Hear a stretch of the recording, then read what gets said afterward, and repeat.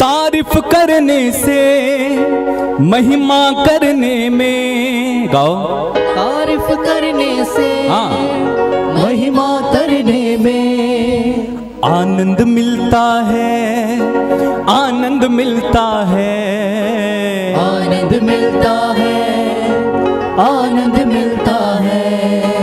तारीफ करने से महिमा करने में, गाओ। तारीफ करने से महिमा करने में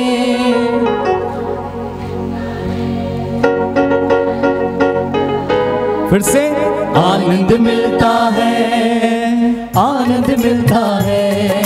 तारीफ करने से महिमा करने में, तारीफ करने से खुश होकर महिमा करने में, तारीफ करने से महिमा करने में, तारीफ करने से महिमा करने में आनंद मिलता है, आनंद मिलता है, आनंद मिलता है, आनंद मिलता है, आनंद मिलता है।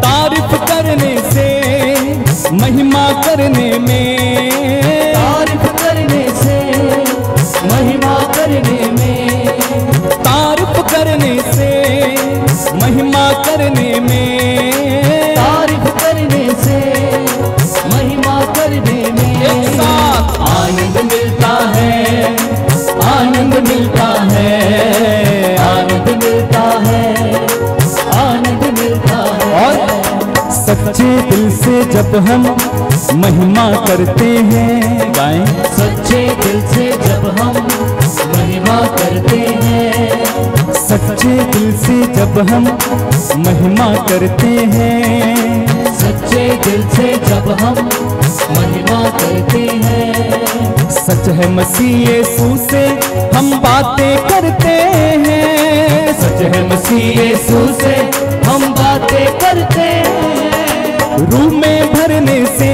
खुदा से बात करने में, रूह में भरने से खुदा से बातें करने आनंद मिलता है, आनंद मिलता है, आनंद मिलता है, आनंद मिलता है, आनंद मिलता है।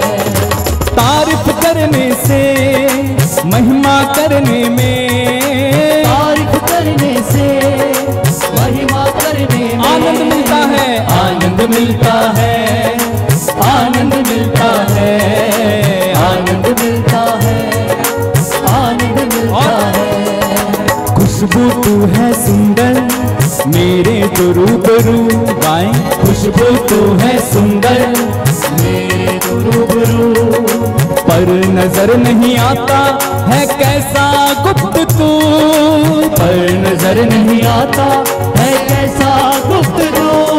उसे दिल में बसाने से उसके घर जाने में, उस दिल में बसाने से उसके घर जाने जोरदार ताली बजा के आनंद मिलता है, आनंद मिलता है, आनंद मिलता है, आनंद मिलता है। तारीफ करने से महिमा करने में, तारीफ करने से महिमा करने में आनंद मिलता है, आनंद मिलता है, आनंद मिलता है, आनंद मिलता है, आनंद मिलता है। ताली मिलके बजाओ आज महिमा उसकी गाओ आज, ताली मिलके बजाओ आज महिमा उसकी गाओ आज। जो जानते नहीं उसको उनको ये बतलाओ आज, जो जानते नहीं उसको उनको ये बतलाओ आज। ताली मिलके बजाओ आज महिमा उसकी गाओ आज, ताली मिलके बजाओ आज महिमा उसकी गाओ आज। जो जानते नहीं उसको उनको ये बतलाओ आज, जो जानते नहीं उसको उनको ये बतलाओ आज। फिर साज बजाने से और मिलकर गाने में, साज बजाने से और मिलकर गाने में आनंद मिलता है, आनंद मिलता है, आनंद मिलता है, हालेलुया। आनंद मिलता है, आनंद मिलता है। तारीफ करने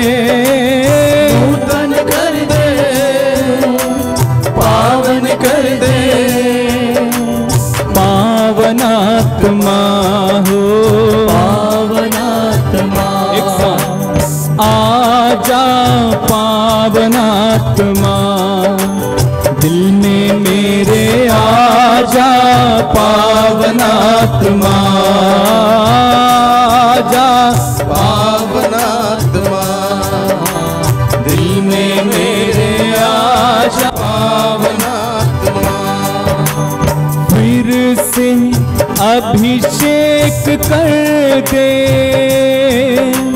फिर से अभिषेक कर दे, गाएं, फिर से अभिषेक कर दे, फिर से अभिषेक कर दे। एक साथ मिलके आजा पावन आत्मा, दिल में मेरे आजा पावन आत्मा, आजा पावन आत्मा, दिल में मेरे आजा पावन आत्मा, स्वर्ग से हम पर उतरा, आकर हम पर छा जा, स्वर्ग से हम पर उतरा,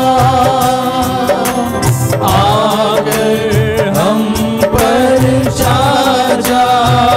एक साथ मिलके आजा पावन आत्मा, दिल में मेरे आजा पावन आत्मा, आजा पावन आत्मा, दिल में मेरे आजा पावन आत्मा। बार बार बार बार गाइए, आजा पावन आत्मा, दिल में मेरे आजा पावन आत्मा, मेरे घर में आजा पावन आत्मा, जीवन में तू आजा पावन आत्मा, मेरे मन में आजा पावन आत्मा, मेरे दिल में आजा पावन आत्मा। जोर से बोलें hallelujah, hallelujah, hallelujah, hallelujah, hallelujah, hallelujah, hallelujah, hallelujah. यीशु की स्तुति हो, यीशु की स्तुति, यीशु को धन्यवाद, यीशु को धन्यवाद, यीशु को धन्यवाद। यीशु को धन्यवाद। इस वक्त हम सभी बैठ जाएं, प्रभु का जीवंत वचनों को हम सभी सुनने वाले हैं और हम सभी लोग जानते हैं प्रभु का वचन जीवंत है, सशक्त है, दुधारी तलवार से तेज है। जब वो वचन जीवंत वचन हमारे अंदर प्रवेश करेगा, हमारे अंदर जीवन आ जाएगा, वो वचन हमारे अंदर प्रवेश करेगा, शक्ति आएगी, सामर्थ्य आएगी। वो शक्तिशाली सामर्थ्यवान वचनों को हम सभी इस वक्त सुनने वाले हैं। Hallelujah, hallelujah, hallelujah, hallelujah, hallelujah. Hallelujah. आज इस वक्त हम लोग इस वचन सुनेंगे, प्रभु को अनुभव करने के वचन।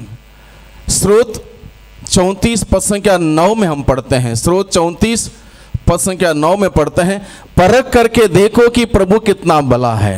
इस वचन को हम दोहराएंगे। प्रभु का वचन कहता है, प्रभु का वचन कहता है, सभी जोर से दोहराएं। प्रभु का वचन कहता है, प्रभु का वचन कहता है, परख करके देखो, परख कर देखो कि प्रभु कितना भला है। कि प्रभु कितना भला है। धन्य है वह मनुष्य, धन्य है वो मनुष्य जो प्रभु की शरण में जाता है। जो प्रभु की शरण में जाता है। आज के दिन में, आज के दिन हे में, प्यारे यीशु, हे प्यारे यीशु, मैं आपको अनुभव करना चाहता हूँ, अनुभव करना चाहता आपके हूँ, प्यार को आपके प्यार को अनुभव करना चाहता हूँ, अनुभव करना चाहता हूँ, आपकी दया को आपकी दया प्राप्त को करना चाहता हूँ, प्राप्त करना चाहता हूँ, आपके प्रेम को आपके प्रेम को अनुभव करना चाहता हूँ। अनुभव करना हे चाहता प्यारे यीशु, हे प्यारे यीशु, मेरी सहायता कीजिए, मेरी सहायता मेरी कीजिए, मदद कीजिए, मेरी मदद कीजिए, मेरी मदद कीजिए, मेरी मदद कीजिए, मेरी सहायता कीजिए। मेरी सहायता कीजिए। Hallelujah, hallelujah, hallelujah, hallelujah, hallelujah. Hallelujah. दुनिया में हम लोग बहुत कुछ चीजों को परख कर देखते हैं, बहुत सारे लोगों को आजमा के देखते हैं, और कुल मिला के हमारा अनुभव, अगर हम इस बात पर यकीन करें, इस बात पर विचार करें, तो हमें लगता है बहुत बार हमें निराशा हाथ लगी है। हमने सोचा कि यहाँ से सफलता मिलेगी, नहीं मिली। हमने सोचा कि वहाँ से सफलता मिलेगी, नहीं मिली। हमें निराशा का अनुभव बार बार हुआ है। आज के दिन में प्रभु हम सबों को न्योता देता है, निमंत्रण देता है, बुलाता हम सबों से प्यार करने वाला वो प्रभु हम सबों को बुलाता, कहता मेरे पास तो आओ, मुझे आजमा के देखो, मुझे परख करके देखो कि मैं कितना दयालु हूं, कितना सहनशील हूं, कितना प्रेममय हूं, तुमसे कितना मैं प्यार करता हूं। इस बात को परख करके देखो। Test and see that the Lord is good. परख करके देखो कि प्रभु कितना भला है। प्रभु हम सबों को खुला निमंत्रण देता है, बुलाता है उसके पास, उस प्रभु के प्रेम को परखने के लिए, जानने के लिए, अनुभव करने के लिए। प्रभु के प्रेम में कोई धोखा नहीं है, प्रभु के प्रेम में कोई चालबाज नहीं है, प्रभु का प्रेम सत्य पर आधारित है। प्रभु निस्वार्थ प्रेम से हम सबों से प्यार करता है। उसका प्रेम सीमातीत है, उसका प्रेम अपार है, उसका प्रेम अनंत है। और किसी हमारे विशेष गुणों को देखकर उसका प्यार नहीं बढ़ता है, हमारे कोई गलती को देखकर उसका प्यार घटता नहीं है। उसका प्रेम बहते झरने के भांति निरंतर बहते रहता है। और प्रभु चाहता है आज के दिन में मैं और आप प्रभु के इस प्यार को अनुभव करें। Hallelujah, hallelujah, hallelujah, hallelujah, hallelujah, hallelujah, hallelujah, hallelujah. प्रभु के प्यार को अनुभव करने में हमारे साथ एक प्रॉब्लम है। प्रभु के प्यार को अनुभव करने में हमारे साथ एक दिक्कत है, एक समस्या है, एक प्रॉब्लम है। और प्रॉब्लम यह है हमारे जीवन में पाप है। वो पाप की दीवार जब तक हमारे बीच में रहेगी, मेरे और मेरे ईश्वर के बीच में वो पापमय दीवार जब तक रहेगी, तब तक उस प्रभु का प्यार मैं अनुभव नहीं कर पाऊंगा। तब तक मेरी प्रार्थना प्रभु के कानों तक नहीं पहुंचेगी, क्योंकि मेरे बीच में, मेरे प्रभु के बीच में मैंने पाप की दीवार डाल रखी। उस दीवार को आज के दिन में गिराना होगा, पश्चाताप करते हुए, अपने एक एक पापों को स्वीकार करते हुए, सच्चे पश्चाताप के साथ पाप स्वीकार करते हुए उस पापमय दीवार को आज के दिन में गिराना होगा। तब मैं उस प्रभु के प्यार को अनुभव कर पाऊंगा, प्रभु की दया को प्राप्त कर पाऊंगा, प्रभु का जीवन प्राप्त कर पाऊंगा, प्रभु में आनंद मना पाऊंगा। इसलिए इस प्रॉब्लम को हम लोग आज के दिन में स्वीकार करें कि मैं पापी हूं और मुझे प्रभु की जरूरत है। Hallelujah, hallelujah, hallelujah, hallelujah. और प्रभु यीशु मसीह यही कहता है, मैं धर्मियों के लिए इस दुनिया में नहीं आया हूं, मैं उन पापियों के लिए आया हूं, उन पापियों के लिए पश्चाताप करने के लिए, बुलाने के लिए आया हूं। और प्रभु आज के दिन में हम सबों के लिए पश्चाताप करने के लिए बुलाता है। Hallelujah, hallelujah, hallelujah, hallelujah. यीशु की स्तुति हो, यीशु की स्तुति हो। यीशु को धन्यवाद, यीशु को धन्यवाद, यीशु को धन्यवाद, यीशु को धन्यवाद। अगर हम लोग सबसे पहले इस प्रॉब्लम के बारे में सोचें, यानी कि उस पाप के बारे में सोचें, इस पाप को समझने की चेष्टा करें। अगर मैं किसी से पूछूं पाप क्या है, अलग अलग लोग अलग अलग प्रकार की परिभाषाएं देंगे। पाप यानी कि ईश्वर की आज्ञा का उल्लंघन, पाप यानी कि ईश्वर के विरुद्ध जाना, पाप यानी कि कुछ गलत काम करना, पाप यानी कुछ अधर्म करना। ये सभी बातों को अलग अलग लोग अलग अलग प्रकार से बोलेंगे। लेकिन हकीकत यह है, व्हाट इज सिन, हकीकत यह है पाप क्या है, कोई नहीं जानता। पाप करने वाला कोई ये नहीं जानता कि पाप क्या है, इसलिए वो बार बार पाप करता है। तो पाप क्या है कौन जानता है?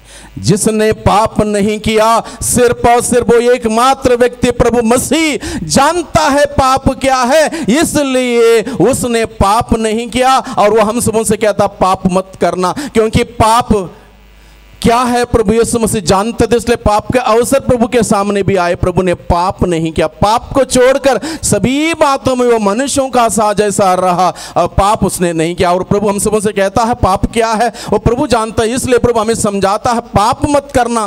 क्योंकि हम लोग इस बात को नहीं जानते हैं, इसलिए हम पाप करते जाते हैं, करते जाते हैं, पाप करते जाते हैं। इसलिए प्रभु ने मरते वक्त सबसे पहले पिता परमेश्वर से यह प्रार्थना की। प्रभु ने यह प्रार्थना नहीं की प्रभु इस संकट से मुझे छुड़ा, इस संकट से मुझे बचा, इस कष्ट से मुझे बचा। प्रभु ने यह प्रार्थना नहीं की, बल्कि पिता से कहा पिता इन्हें क्षमा कर, क्योंकि ये नहीं जानते कि ये क्या कर रहे हैं। Hallelujah, hallelujah, hallelujah, hallelujah, hallelujah, hallelujah. प्रभु यीशु ने प्रार्थना करते हुए पिता से कहा पिता ये नहीं जानते पाप क्या है, इसलिए पाप करते रहते हैं, पाप में बार बार पड़ते हैं, इसलिए इन्हें दंड मत दे, इन्हें सजा मत दे, इन्हें माफ कर दे, इन्हें क्षमा कर दे, क्योंकि ये नहीं जानते कि पाप क्या है और हम सभी नहीं जानते पाप क्या है, लेकिन इस पाप का असर हम सभी जानते हैं। इसका असर हमारे जीवन में कैसे आता है, ये पाप हमारे जीवन को कैसे बर्बाद करता है, किस तरीके से हमें पूर्ण रूप से नष्ट कर सकता है, इस बात को हम लोग आज के दिन में समझेंगे और उसके बाद हम उस पश्चाताप कितना आवश्यक है इस बात को हम लोग समझेंगे। Hallelujah, hallelujah, hallelujah, hallelujah, hallelujah, hallelujah. मैं दो उदाहरण बाइबल में से आपके सम्मुख रखना चाहता हूं इस बात को समझाने के लिए कि पाप कैसे हमारे जीवन को बर्बाद कर सकता है। पहला उदाहरण है लूकस के द्वारा रचित सुसमाचार अध्याय 5 पद संख्या 17, 18, 19 और 20 में लिखा है, एक अर्धांगी रोगी के बारे में लिखा है। वहां पर एक मनुष्य पड़ा हुआ था, वहां पर लिखा एक मनुष्य पड़ा हुआ था, खाट पर लेटा हुआ था, वो उठ नहीं सकता था, बैठ नहीं सकता था, रो नहीं सकता था, चिल्ला नहीं सकता था, मदद नहीं मांग सकता था, कुछ भी नहीं कर सकता था और ये व्यक्ति एक लाश की भांति पड़ा हुआ था। और वहां पर प्रभु यीशु मसीह आए थे और वहां पर प्रभु यीशु मसीह जब आए थे अलग अलग जगहों से लोग आए थे, लोग मरीजों को लेकर आए, बीमार लोगों को लेकर आए और प्रभु यीशु मसीह ने हाथ रखते उन्हें चंगाई प्रदान करते थे। 4 लोगों ने देखा कि ये व्यक्ति इस प्रकार से पड़ा हुआ है, खाट पर कुछ भी नहीं कर पा रहा है, ये व्यक्ति इस प्रकार से पड़ा हुआ है। 4 लोगों को दया आई, उन्होंने सोचा चलो इसकी हम मदद करें। उस व्यक्ति को प्रभु के पास ले जाना चाहते थे, लेकिन उसकी हालत बहुत खराब थी, उसकी हालत बहुत खराब थी। मान लो आपके घर में कोई बीमार है, तो बीमार व्यक्ति तो उठ नहीं सकता, तो आप कितने लोग उसकी मदद करते हैं? एक, जरा हाथ पकड़ने पर हो जाता, कभी कभी हो सकता है उसकी हालत बहुत ज़्यादा खराब है, एक के बदले दोनों तरफ से 2 लोग उसकी मदद करते हो कई बार। लेकिन बहुत कम सुनने को आया है 3 लोग एक व्यक्ति की मदद करते हैं और तीसरा व्यक्ति मदद करता हुआ जरा सा हाथ लगाता बस। कभी एक बीमार व्यक्ति को 4 लोग उठाते हैं? कभी आपने देखा, कभी आपने सुना बीमार व्यक्ति को 4 लोगों ने कंधा देके उठाया हो? कभी देखा, कभी सुना? हाँ या ना? पता नहीं, ना हाँ में है ना ना में है। Hallelujah, hallelujah. किसी एक में रहिए।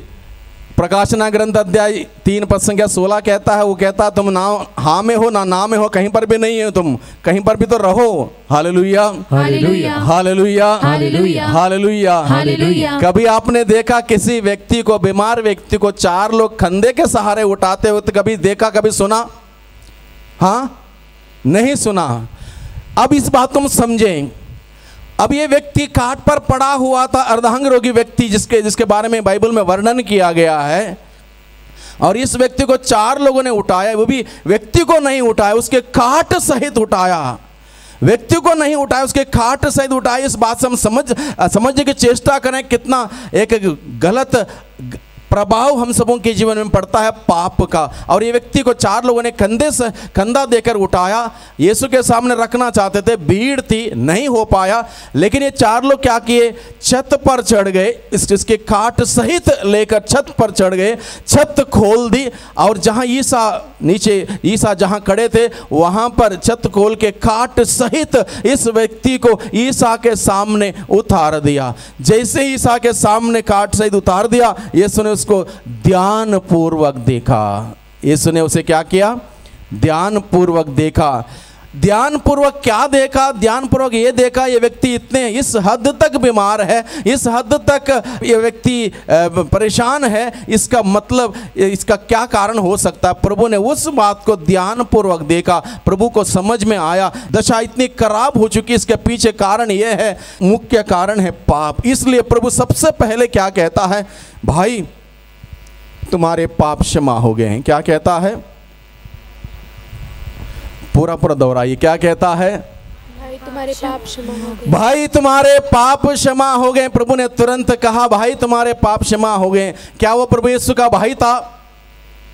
प्रभु यीशु का भाई था तो प्रभु ने क्यों कहा भाई करके? हाँ जी, हाँ, ये रिश्ता जोड़ने के लिए। बहुत अच्छा, ताली बजाइए। पाप से हमारा रिश्ता कट जाता है और दोबारा रिश्ता जोड़ने के लिए प्रभु ने उस व्यक्ति से कहा भाई।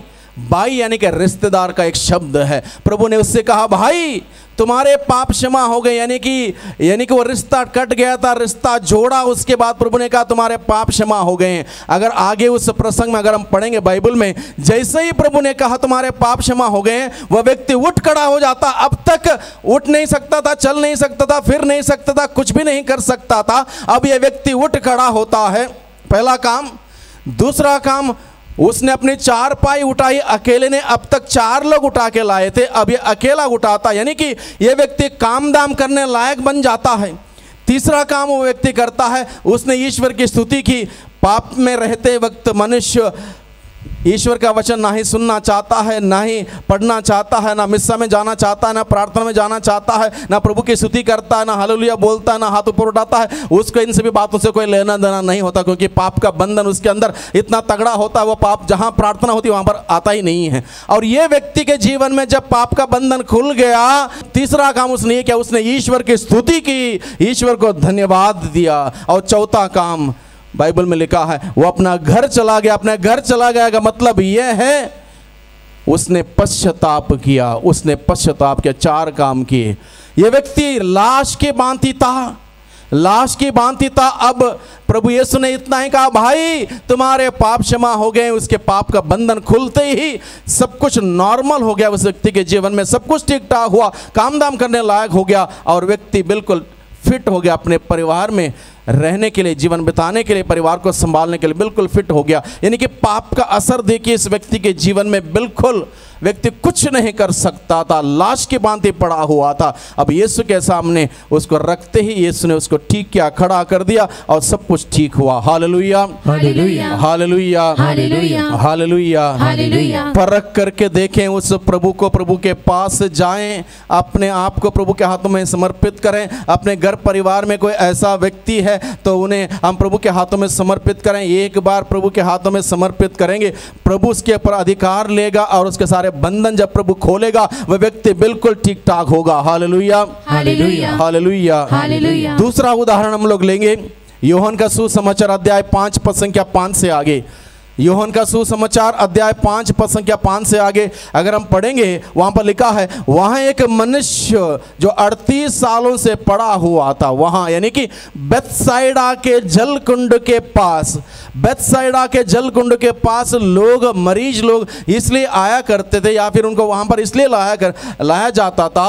वहां पर जल कुंड के पास की एक प्रथा थी। प्रथा ये थी, उस जल कुंड का जल, ईश्वर का आत्मा आके लहराएगा, और जब ईश्वर का आत्मा उस जल कुंड का जल लहराएगा, उसमें सबसे पहले जो उतर जाएगा वो अपनी बीमारी से मुक्त हो जाएगा। ये प्रथा थी, लोग चंगे होते थे, इसलिए लोग वहां पर आते थे। और ये व्यक्ति इसी उद्देश्य से बेथसाइदा के जल कुंड के पास इस उद्देश्य से आया कि मैं जब ईश्वर का आत्मा जल को लहराएगा, मैं इसमें उतर जाऊंगा और मैं ठीक होकर घर चला जाऊंगा। इस उद्देश्य से आया हुआ यह मनुष्य 38 साल उसके बीत जाते हैं, यानी कि 38 साल के बाद भी वो जिस जल कुंड के अंदर प्रवेश नहीं कर पाया, क्योंकि उसकी हालत इतनी खराब थी। इससे पहले और कोई जाके पहुंच जाता था, वो ठीक होकर अपने घर चला जाता था, और इसका नंबर 38 साल से नहीं आया। 38 साल यानी कि जिंदगी का आधा हिस्सा, जिंदगी का आधा हिस्सा ये व्यक्ति पाप में बिताता है, पाप में रहता है, और पाप के वजह से कुछ नहीं कर पाता है। और इस वक्त जब प्रभु यीशु मसीह वहां पर आते हैं और उससे पूछते हैं, क्या तुम अच्छा हो जाना चाहते हो? प्रभु से पूछता है, क्या तुम चंगे होना चाहते हो? प्रभु हम में से किसी को भी जबरदस्ती ठीक नहीं करता जब तक हम इजाजत नहीं देंगे। इसलिए 38 साल से बीमार व्यक्ति से प्रभु पूछता है, क्या तुम चंगे होना चाहते हो? क्या तुम अच्छा हो जाना चाहते हो? Do you want to be good? जब उसने कहा मैं इसी उद्देश्य से आया हूं, लेकिन मेरी मजबूरी यह है, मुझसे पहले और कोई उतर जाता है और मैं रह जाता हूं, मेरा नंबर नहीं आया, 38 साल बीत गए, और इस प्रकार से अपनी असमर्थता जो वो बताता है, तब जाके प्रभु उसको कहता है, कोई बात नहीं, उठो, अपनी चारपाई उठाओ, अपना बिस्तर उठाओ, जाओ अपने घर। प्रभु ने कहा 38 साल से ये इंसान उठ नहीं पाया। यीशु के एक शब्द उसने सुना, यीशु के शब्दों का ग्रहण किया, विश्वास किया, उसके अनुसार वो कार्य करता है, उठ जाता है वहां से। वहाँ से उठ जाता है, ना केवल उठ जाता है, वो बिस्तर उठाता है, बिस्तर उठा के अपना घर चला जाता है। उसके बाद उसी अध्याय में आगे लिखा पद संख्या 14 में, वो घर जाते ही तुरंत लौट के यरूशलेम के मंदिर आया। यरूशलेम के मंदिर आया और मंदिर में प्रभु यीशु ने उसको देखा और बुलाया, और प्रभु क्या कहते हैं, पद संख्या 14 में लिखा है, देखो तुम चंगे हो गए हो, फिर से पाप मत करना।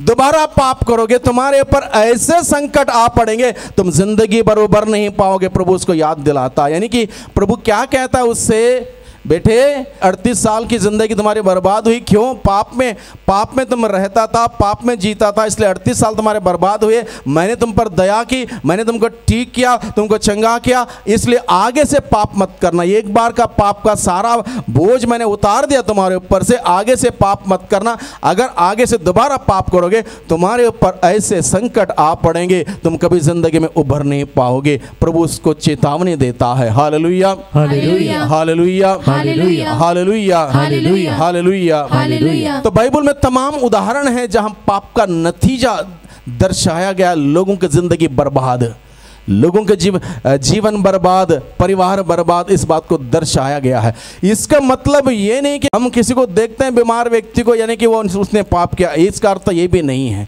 लेकिन अधिकांश बीमारी का कारण है पाप, लेकिन सारी की सारी बीमारी का कारण पाप नहीं। बाइबल में ये भी बताया गया, यूहन्ना का सुसमाचार अध्याय 9 में एक अंधा व्यक्ति पैदा होता है और सभी लोग पूछते हैं, प्रभु ये व्यक्ति अंधा पैदा हुआ, किसने पाप किया? इसने, इसके माता पिता ने, इसके रिश्तेदारों ने, किसने पाप किया जिससे कि ये व्यक्ति अंधा पैदा हुआ? प्रभु कहता है ये अंधा पैदा इसलिए नहीं हुआ कि पाप की वजह से, ये व्यक्ति अंधा इसलिए पैदा हुआ था कि इसके द्वारा ईश्वर की महिमा प्रकट होने पाए। इसलिए सारी की सारी बीमारी का कारण पाप नहीं, लेकिन अधिकतम बीमारी का कारण पाप है। Hallelujah, hallelujah, hallelujah, hallelujah, hallelujah, hallelujah. यीशु की स्तुति हो, यीशु की स्तुति हो, यीशु को धन्यवाद, यीशु को धन्यवाद। हम इलाहाबाद में साधना दे रहे थे। साधना के दौरान एक महिला इस बात को कहने के लिए दौड़ के आती है, फादर आज मैं बहुत खुश हूँ। अच्छी बात है, क्यों खुश हो? आज मैंने पाप स्वीकार किया। और अच्छी बात है, पाप स्वीकार किया तो उसके बाद बोलती बात ये है, पिछले 35 साल से मैं रीढ़ की हड्डी के दर्द में परेशान हूँ और 35 साल से जहाँ भी जाती हूँ आती हूँ, मैं 2 तकिया लेके जाती हूँ, एक पीठ के सहारे रखती हूँ, एक नीचे रख के मैं बैठती हूँ, अन्यथा मुझे बैठना मुश्किल हो जाता है। यानी कि जहाँ भी जाती हूँ ये 2 तकिए मेरे साथ रहते हैं। और 35 साल से मैं दवाई भी खा रही हूँ, लेकिन 35 साल से कोई आराम नहीं मिला। आज मैं जब पाप स्वीकार कर रही थी, साधना के दौरान प्रभु का वचन सुनने के बाद मैंने तय कर लिया, चलो आज मैं पाप स्वीकार कर ही लेती हूँ। आज मैंने पाप स्वीकार करने के लिए गई। जब पाप स्वीकार करते ही, अचानक पाप स्वीकार करते ही मेरे शरीर में बिजली जैसा शॉक मुझे लगा, मैं बिल्कुल हिल गई, पसीना पसीना हो गई। और उसके बाद मैं पाप स्वीकार के बाद अपने जगह पर आके बैठी, मैंने तकिए हटाए, अपने आप बैठी और मुझे कोई दर्द नहीं हुआ। काफ़ी देर तक मैं बैठी हूँ, कोई दर्द नहीं हुआ, इसलिए आज मैं बहुत खुश हूँ। 35 साल से दवाई से जो दर्द ठीक नहीं हुआ, जो समस्या का समाधान नहीं मिला, पाप स्वीकार करते वक्त प्रभु ने मुझे ठीक किया। 35 साल की बीमारी ठीक हुई।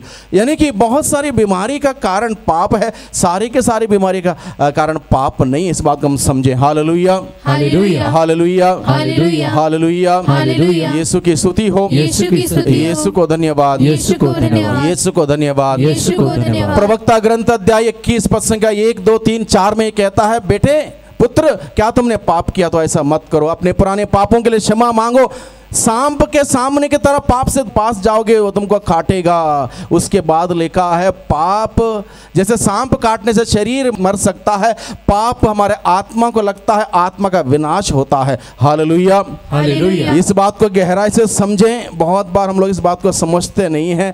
हम सोचते हैं मैंने पाप किया तो तेरा क्या बिगड़ा, मैंने पाप किया तो हमारा क्या बिगड़ा, आज तक कुछ नहीं बिगड़ा, कोई बात नहीं। प्रवक्ता ग्रंथ अध्याय 5 पद संख्या 4, 5, 6, 7 कहता है, ये मत कहो कि मैंने पाप किया तो तेरा क्या बिगड़ा, मैंने पाप किया तो मेरा क्या बिगड़ा, ये मत कहो। नहीं बिगड़ा हो तो अच्छी बात है, प्रभु की दया है। जब बिगड़ जाएगा कोई सही नहीं कर पाएगा। Hallelujah, hallelujah, hallelujah, hallelujah, hallelujah, hallelujah. यीशु की स्तुति हो, यीशु की स्तुति हो। और प्रभु का वचन कहता है, प्रवक्ता ग्रंथ अध्याय 21 पद संख्या 4 में प्रभु का वचन कहता है, पाप हमारी आत्मा पर लगता है सबसे पहले।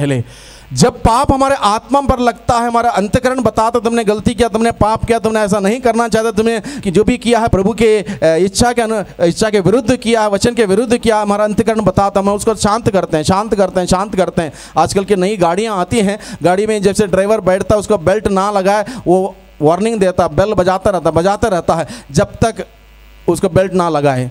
अभी आजकल और ये भी सिस्टम है, जब मान लो कोई कहता है मैं बेल्ट लगाऊंगा नहीं, काफ़ी देर तक वो आवाज़ आती है, बेल्ट ना लगा, आवाज़ शांत होती है। इसके मतलब यानी कि खतरे से बाहर है, कहीं दुर्घटना होगी, एक बहुत बड़ा खतरा हो सकता है। यानी कि हमारे अंतःकरण भी बताते जाएगी देखो बेटे तुमने पाप किया, गलत किया, ऐसा नहीं करना चाहिए था, बताते जाएगी। हम उसको अनदेखा करेंगे, अनसुना करेंगे, वो आवाज़ शांत हो जाएगी, लेकिन खतरे से बाहर नहीं। सबसे पहले पाप हमारे आत्मा में लगता है।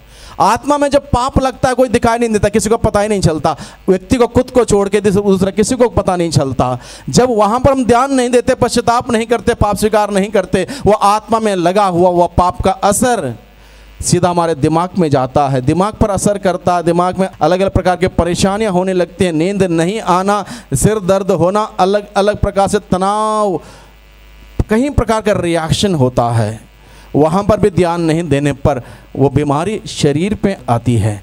जब शरीर में आती है तब दिखाई देता है, इंसान भागता है उधर इधर उधर, दवाई लेता है, लेकिन मूल कारण जानने की ज़रूरत है। प्रभु ने उस व्यक्ति को ध्यान से देखा और उसका मूल कारण देखा और उसको कहा भाई तुम्हारे पाप क्षमा हो गए हैं। तुरंत वो उठ खड़ा हुआ, सब कुछ ठीक हुआ। Hallelujah, hallelujah, hallelujah, hallelujah. यीशु की स्तुति हो, यीशु की स्तुति हो। यीशु को धन्यवाद, यीशु को धन्यवाद, यीशु को धन्यवाद, यीशु को धन्यवाद, यीशु को धन्यवाद, यीशु को धन्यवाद।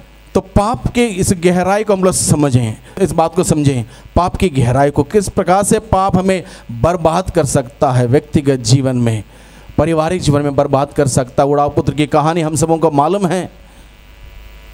लूकस का सुसमाचार अध्याय 15 पद 11 से अगर हम पढ़ेंगे, उड़ाव पुत्र की कहानी, जैसे ही उसके अंदर पाप की शुरुआत हुई, घमंड आया, अहंकार आया, बाप से कहने लगा आपके साथ मैं नहीं रहूँगा, मेरा हिस्सा मुझे दे दो, और वो अपना हिस्सा लेके चला जाता है। पाप जैसे उसके अंदर प्रवेश करता है, सबसे पहला नतीजा है पाप का विभाजन, बंटवारा, डिवीजन।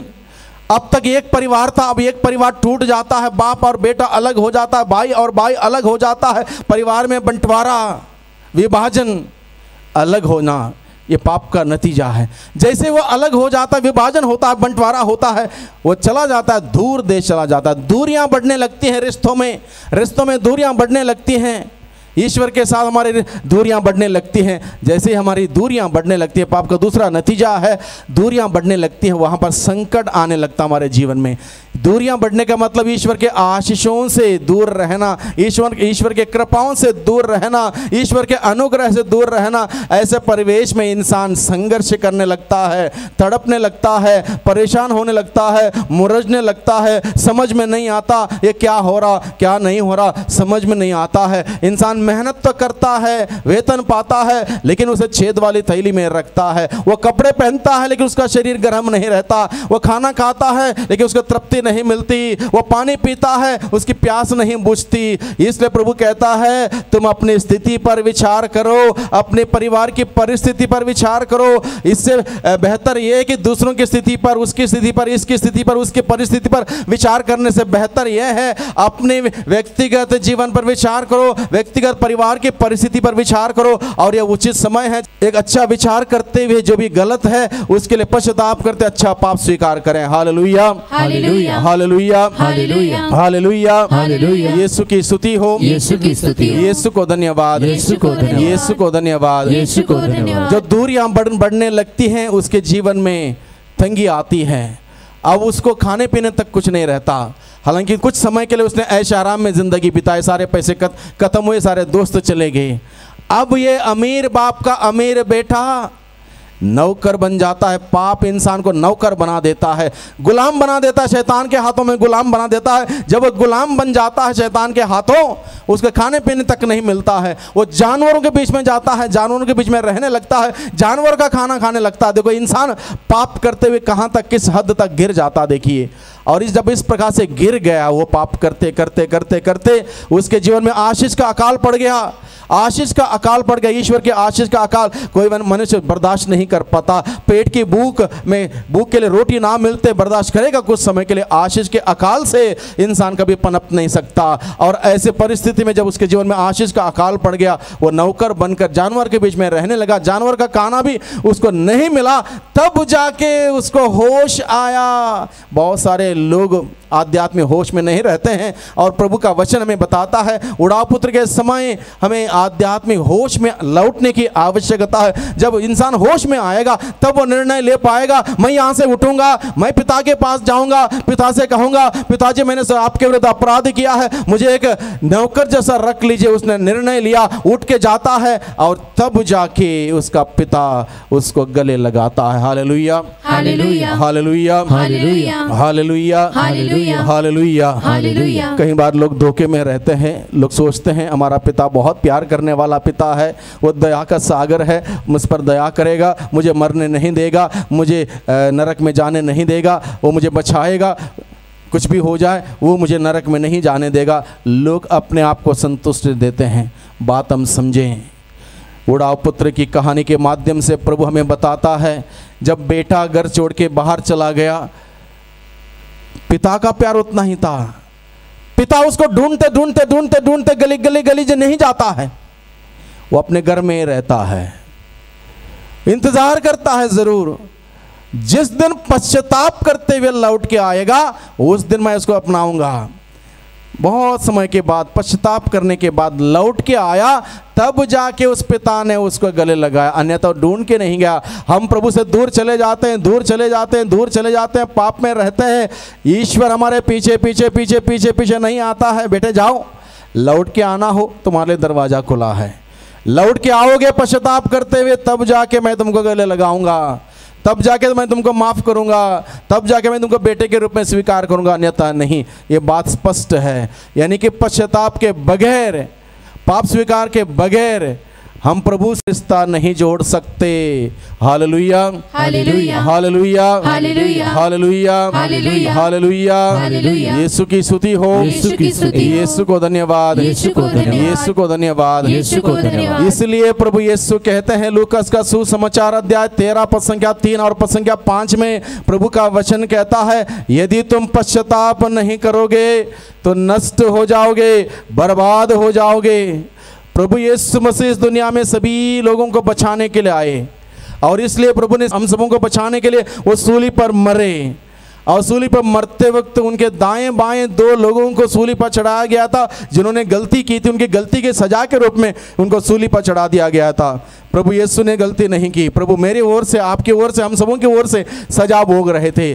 बचाने के लिए आए हुए प्रभु यीशु मसीह जब सूली पर मर रहे थे, प्रभु के दाएं बाएं सूली पर चढ़ाए हुए 2 लोगों में से एक ने उस वक्त पश्चाताप करते हुए प्रभु से कहा, प्रभु जब आप अपने राज्य में आएंगे मुझे याद कीजिएगा। प्रभु अपने अंदाज से उसने पश्चाताप किया और प्रभु से कहा, प्रभु जब आप अपने राज्य में आएंगे मुझे याद कीजिएगा। उसके पश्चाताप प्रभु ने कबूल किया, और उससे प्रभु ने उसी वक्त उससे कहा, तुम आज ही परलोक में मेरे साथ होगे, क्योंकि तुमने पश्चाताप किया, इसलिए तुम आज ही परलोक में मेरे साथ होगे। हालेलुया, हालेलुया, थोड़ा जोर से बोले हालेलुया, हालेलुया, वॉल्यूम थोड़ा और ऊंचा करें। हालेलुया, हालेलुया, हालेलुया, हालेलुया, थोड़ा प्यार से बोले हालेलुया, हालेलुया, हालेलुया, हालेलुया, थोड़ा मुस्कुराते हुए बोले हालेलुया, हालेलुया, हालेलुया, हालेलुया। यीशु की स्तुति हो, यीशु की स्तुति हो, यीशु को धन्यवाद, यीशु को धन्यवाद। हाथों को नीचे कीजिए। तो एक व्यक्ति ने पश्चाताप किया और प्रभु ने उसको उसी वक्त माफ करते हुए स्वर्ग का द्वार, अनंत जीवन का द्वार उसके लिए खोल दिया। दूसरे तरफ से और एक व्यक्ति सजा भोग रहा है सूली पर, उसने पश्चाताप किया था या नहीं किया था? मालूम नहीं है, हाँ? नहीं किया। तो उस व्यक्ति ने क्या किया? पहले अपने को बचा, उसके बाद देखा जाएगा, मेरी बारी बाद में, पहले अपने को बचा। उसने उपहास किया, प्रभु का मजाक करता रहा। क्या प्रभु ने उसको तो ये कहा, देखो भाई साहब मैं मुक्तिदाता के रूप में आया हूं, सबको बचाने के लिए आया हूं, ये तो मेरे साथ आ रहा स्वर्ग, तुम भी चलो मेरे साथ? कहा? नहीं कहा। समझ ले हम इस बात को, हमारे सामने समय है, अवसर है, संदर्भ है, और उस समय रहते, संदर्भ रहते, अवकाश रहते अगर मैंने पश्चाताप नहीं किया तो मैं बर्बाद हो जाऊंगा। बाइबल के उदाहरण के द्वारा स्पष्ट है। दूसरे व्यक्ति ने पश्चाताप नहीं किया, माफ़ी नहीं मांगी, बल्कि प्रभु का उपहास करता रहा। उस व्यक्ति से प्रभु ने नहीं कहा तुम भी स्वर्ग आ जाओ, नहीं गया स्वर्ग। Hallelujah, hallelujah, hallelujah, hallelujah, hallelujah, hallelujah, hallelujah. Hallelujah. एक बात बहुत ही गहराई से, बहुत ही अच्छी तरह से समझ लें भाइयों बहनों, हम पश्चाताप करें या ना करें, इस बात की गारंटी है कि हम सबके सब स्वर्ग देखेंगे। तकलीफ तब होगी जब हम नरक में जाने के बावजूद भी अगर स्वर्ग देख पाएंगे, तकलीफ तब होगी। अमीर व्यक्ति और लाजरस का उदाहरण निकाल के पढ़िए बाइबल में, दोनों मर जाते हैं। लाजरस स्वर्ग जाता है, इब्राहिम की गोद में बैठता है। अमीर व्यक्ति भी मर जाता, नरक जाता है। नरक में से अमीर व्यक्ति ने स्वर्ग देखा या नहीं देखा? हाँ या ना? देखा। स्वर्ग के सुख देखा या नहीं देखा? स्वर्ग के वैभव देखा या नहीं देखा? अनुभव किया? नहीं किया। तकलीफ इसी बात की होगी। इंसान सोचता है मैं मर जाऊंगा तो क्या होगा, कुछ नहीं होगा। मरेंगे नहीं। इसी बात के लिए हमें साधना करने की जरूरत है। हम मरेंगे नहीं, हमारा शरीर मर जाएगा, हम नहीं मरेंगे। हम जब नहीं मरेंगे, अगर मान लो हमने पश्चाताप नहीं किया, पाप स्वीकार नहीं किया और कृपा के अवस्था में नहीं रहे मरते वक्त, तो नरक जाएंगे, तब भी स्वर्ग हमें दिखाई देगा। सुख नहीं मिलेगा, दिखाई देगा, तकलीफ होगी तब। स्वर्ग दिखाई देगा, स्वर्ग में लोग घूमते हैं, आराम करते हैं, वो दिखाई देगा। अनुभव नहीं होगा, तकलीफ तब बढ़ेगी। इसलिए वो व्यक्ति जो अमीर व्यक्ति जो नरक जाता, नरक में से स्वर्ग देखता, लाजर को देखता है और वहां से उसने प्रार्थना करना शुरू किया। जिंदा रहते काश प्रार्थना करता, नरक नहीं जाता। अब जिंदा रहते उसने प्रार्थना नहीं की, पैसे उसके पास थे, ऐश आराम किया, सारी एंजॉयमेंट उसने किया। अब नरक गया, नरक जाने के बाद उसको लगता है प्रार्थना करनी चाहिए। नरक बहुत लेट हो गया। नरक जाने के बाद प्रार्थना करता, पिता इब्राहिम लाजरुस को भेज दे वहां से स्वर्ग से थोड़े समय के लिए, वो अपनी उंगली का सिरा पानी में भिगो के मेरे जीभ को ठंडी कर दे। तब पिता इब्राहिम ने कहा बेटे बहुत लेट हो गया, तुम्हारी प्रार्थना का समय निकल चुका था, अब तुम्हारी प्रार्थना नहीं सुनी जाएगी। दोबारा उसने प्रार्थना किया, कोई बात नहीं, मैं तो नरक में आ चुका हूँ, अभी कुछ नहीं कर सकता हूँ। मेरे 5 भाई हैं, मेरे घर में भेज दो लाजरुस को ताकि उनको भी चेतावनी देके आए। तब उसको उत्तर दिया जाता है उनके पास धर्मशास्त्र है, उनके पास धर्मशास्त्र है, उस शास्त्र को पढ़ें, शास्त्र के अनुसार जीवन व्यतीत करें। अगर इस शास्त्र की बात नहीं सुनेंगे, नहीं मानेंगे, उसके अनुसार नहीं जिएंगे, मुर्दों में से कोई जीव उठ के जाएगा तब भी वो नहीं मानेंगे। समय है भाइयों बहनों, मेरे पास, आपके पास, हम सबों के पास। प्रभु ने अवसर दिया, समय दिया, संदर्भ दिया। समय रहते, संदर्भ रहते अगर मैं पश्चाताप नहीं करूंगा, प्रभु के पास नहीं जाऊंगा, अपने पापों के लिए माफी नहीं मांगूंगा, नरक हम जाएंगे। नरक जाने के बाद तकलीफ हमारी बढ़ती जाएगी, स्वर्ग हम देखते रहेंगे, अनुभव नहीं कर पाएंगे। तकलीफ तब होगी, तब बढ़ेगी, तब कुछ नहीं हो सकता। इसलिए जिंदा रहते, समय रहते पश्चाताप करें, प्रभु के पास जाएं। उड़ापुत्र के समय में निर्णय लें, आज के दिन में इस वक्त हम निर्णय लें, मैं यहाँ से उठूंगा और पिता के पास जाऊंगा, पिता से कहूंगा पिताजी मैंने स्वर्ग के विरुद्ध, आपके विरुद्ध अपराध किया है, मुझे माफ कर दे। प्रभु दया का सागर तब अपनी दया दिखाएगा, तब माफ करेगा, तब हमें गले लगाएगा। Hallelujah, hallelujah, hallelujah, hallelujah, hallelujah, hallelujah. यीशु की स्तुति हो, यीशु की स्तुति हो, यीशु को धन्यवाद। यीशु को धन्यवाद। अभी हाल ही में हम कुछ जगह पर साधना देने के लिए गए थे, कलकत्ता और वगैरह वगैरह अनेक जगहों पर। तो वहाँ के पुरोहित बोल रहे थे आपने लोगों को ऐसे क्या बात समझाई, लोग 50-50 साल के बाद पाप स्वीकार कर ले आते हैं। मैंने उनको इतना ही कहा कि पाप स्वीकार नहीं करोगे नरक जाओगे, नरक में से स्वर्ग देखोगे, तकलीफ होगी, इतना ही बताया। और लोग 50-50 साल के बाद, जिसने पाप स्वीकार नहीं किया 50 साल से, ये सोच के बैठे थे कि प्रभु माफ कर देगा, हम डायरेक्ट पाप स्वीकार कर देंगे, ये इस धारणों से बैठे थे। सब गए और फादर लोग बोला हम परेशान हो गए, 5-5 घंटे हमको बैठना पड़ा, 8-8 फादर लोग। हमने यही बताया नरक जाएंगे तो नरक से स्वर्ग दिखाई देगा, तब तकलीफ होगी, यही बताया। और यही बात है, हकीकत है। Hallelujah, hallelujah, hallelujah, hallelujah, hallelujah, hallelujah, hallelujah. Hallelujah. यीशु की स्तुति हो, यीशु की स्तुति हो। यीशु को धन्यवाद, यीशु को धन्यवाद, यीशु को धन्यवाद। यीशु को धन्यवाद। Hallelujah, hallelujah, hallelujah. हालेलुया। प्रभु हमें सिखाता है, समझाता है। पश्चाताप नहीं है तो हम स्वर्ग नहीं जा सकते। पश्चाताप करना अति आवश्यक है, बहुत ही ज़रूरी है। और एक उदाहरण मैं आपके सम्मुख रखता हूँ। प्रभु यीशु के 12 प्रेरितों में से 2 लोगों ने बड़ी बड़ी गलती कर दी। क्या नाम है उनका? पेतरुस और यूदस। बड़ी गलती किसकी थी? पेतरुस की थी या यूदस की थी? किसकी थी? यूदस की थी। पेतरुस की थी। चलो दोनों में से एक की थी। चलो गलती दोनों की थी, बड़ी गलती दोनों में से एक की थी। अब ध्यान से सुनिए, आपका कोई बच्चा है, कोई बेटा है या कोई बेटी है, ठीक है, सबके सामने बोलेगे मेरी मम्मी है ही नहीं, तकलीफ होगी बहुत, और उसका वर्णन नहीं होगा कितना दर्द होगा। पेतरुस ने यही किया। 3 साल तक फ्री में खाया पिया, गया आया, उठा बैठा, प्रभु ने किए हुए सारे चिन्ह चमत्कार देखे, सारे पिकनिक मनाई। उसके बाद प्रभु के साथ खड़े होने की बारी आई, उसने कहा मैं जानता भी नहीं उसको। कितना बड़ा पाप। 3 साल तक अपने गुरु के साथ रहा, बड़े बड़े कार्य चिन्ह चमत्कार देखे, उसके बाद गुरु के साथ उस कष्ट के समय खड़े होने की बारी आई, उसने सीधा अपने हाथ धो लिए और कहा मैं जानता तक नहीं इसको। दूसरी ओर यूदस क्या बोलता है? मैं इसको अच्छी तरह से जानता हूं, मैं इसको अच्छी तरह से जानता। छोटी सी बात, कितना बड़ा फर्क देखिए। देखा जाए यूदस की गलती छोटी थी, पेतरुस की गलती इतनी बड़ी थी। इतनी बड़ी गलती करने के बावजूद फर्क यह है, अब आप मुझे निर्णय करके बताएं, उन दोनों ने पश्चाताप किया या नहीं किया? किया या नहीं किया? किया या नहीं किया? दोनों रोए नहीं रोए? अब पेतरुस को माफी मिली, यूदस को माफी क्यों नहीं मिली? इस बात को समझ लें। बहुत सारे लोग यहीं पर गलती कर बैठते हैं, सोचते हैं चलो हो गया मेरा पश्चाताप हो गया, मेरा पाप स्वीकार हो गया। इस बात को समझ लें बहुत सही तरीके से। अब पेतरुस ने भी गलती की, यूदस ने भी गलती की। गलती करने के बाद पेतरुस रोया, गलती करने के बाद यूदस रोया, गलती करने के बाद पेतरुस रोया और यूदस भी रोया। यूदस ने यहां तक 30 सिक्के जो लिए थे उसको भी उठा के बाहर फेंक दिए। तो माफी क्यों नहीं मिली यूदस को? उसने फांसी लगाई, हाँ ठीक है, बर्बाद हुआ। उसको दुख हुआ था नहीं हुआ था? रोया था, सिक्के बाहर फेंक दिए, तो माफी क्यों नहीं मिली उसको? उसने पाप स्वीकार नहीं किया था।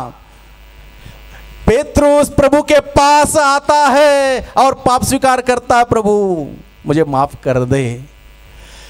केवल दुख व्यक्त करना, मैंने गलती किस बात का एहसास करना और चुपचाप अपने जगह पर बैठना। मैं क्यों जाऊं फादर के पास, फादर भी तो पापी हैं।